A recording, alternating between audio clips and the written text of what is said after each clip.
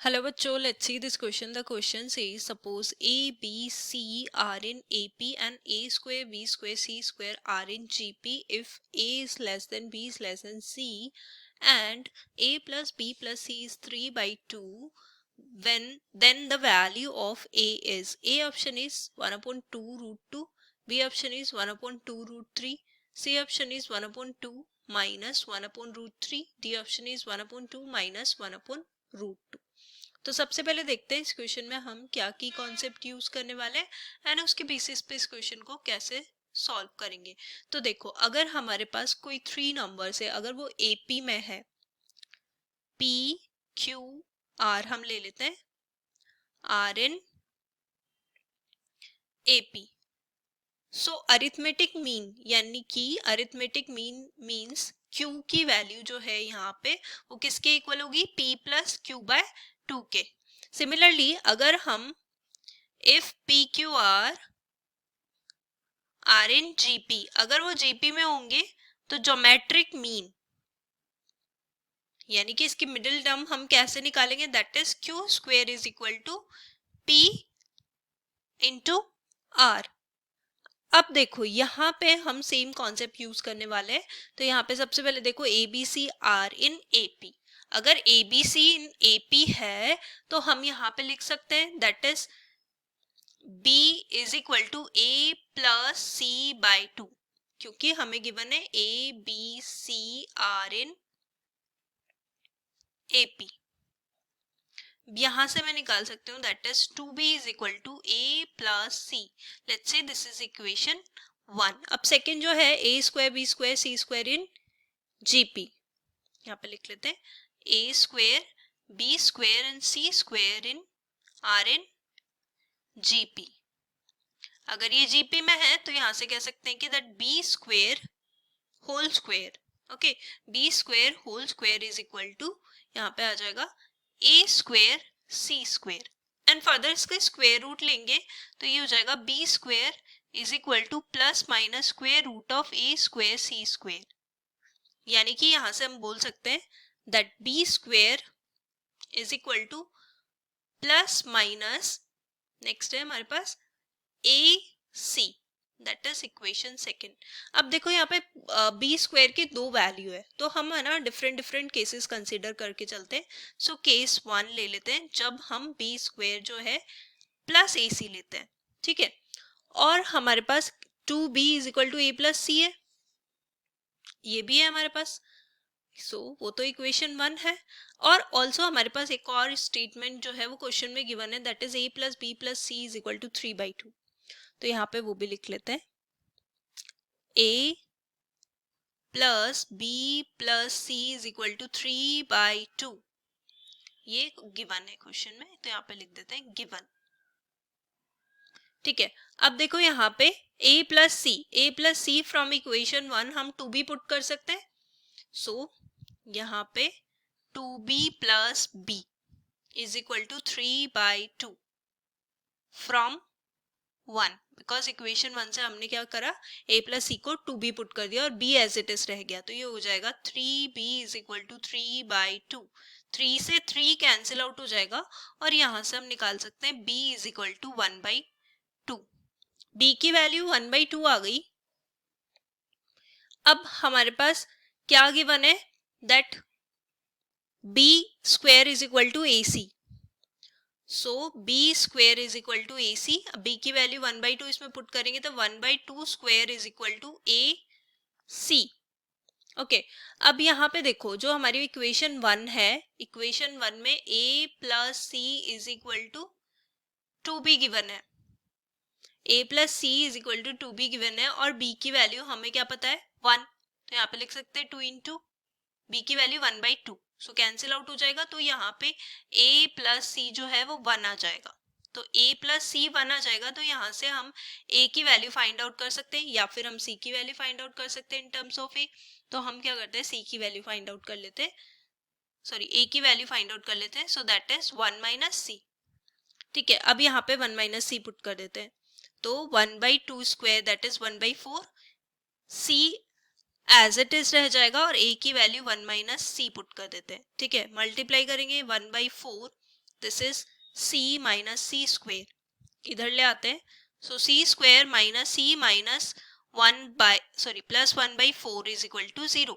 अब ये जो है हमारे पास वो क्या बन गया, that is c minus 1/2 whole square which is equal to 0. So यहाँ से c की वैल्यू क्या आ जाएगी, 1/2. अगर c की वैल्यू 1/2 है और b की वैल्यू भी 1/2 है, ठीक है, तो हम यहाँ पे a प्लस सी जो है हमारे पास 1 आ गया था. यहाँ से a is equal to 1 minus c है. So we can write it as a is equal to 1 minus c, that is 1 minus 1/2, that is 1/2. तो यानी कि a की वैल्यू भी 1/2 आ गई. ठीक है, यहाँ पे देन बट हमें गिवन है that a is less than b is less than c, तो यानी कि इक्वल तो नहीं है, तो ये वाला केस तो हमारे पास पॉसिबल नहीं है. सो लिख देंगे this case is not possible.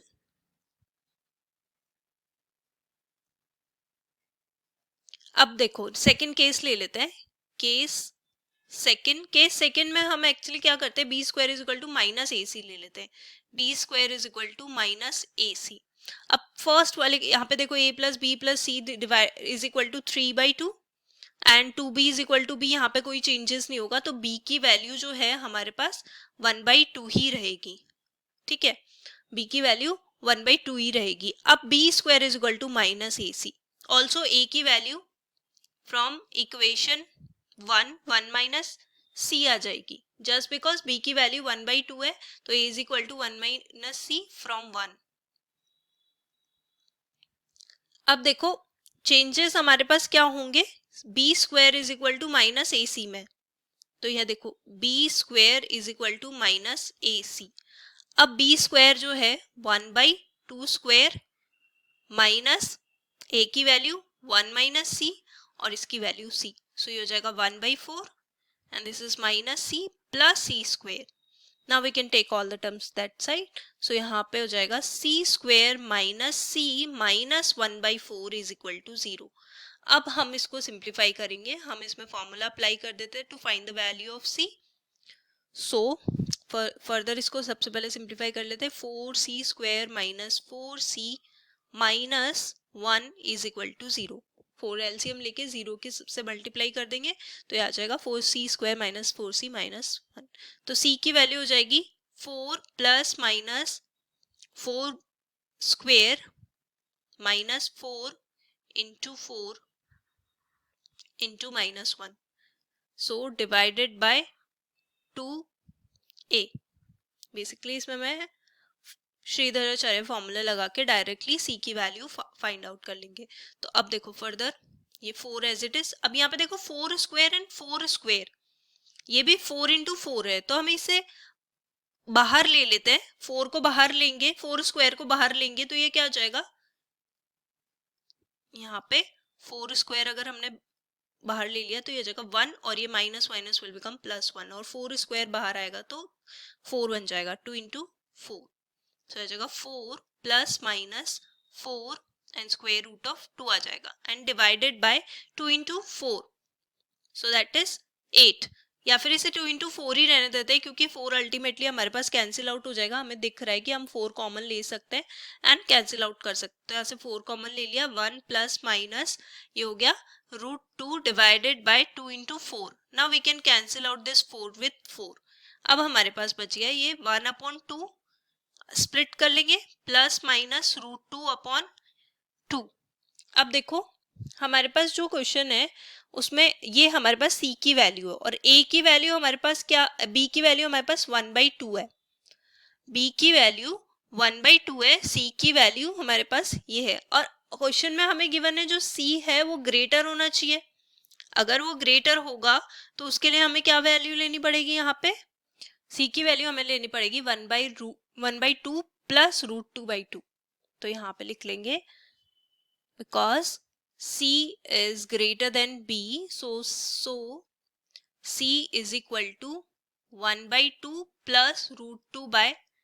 √2/2 को हम ऐसे भी लिख सकते हैं 1/2 प्लस 1/√2. अब a की वैल्यू हमें फाइंड आउट करनी है क्योंकि a की वैल्यू हमें पता है दैट इज 1 माइनस c.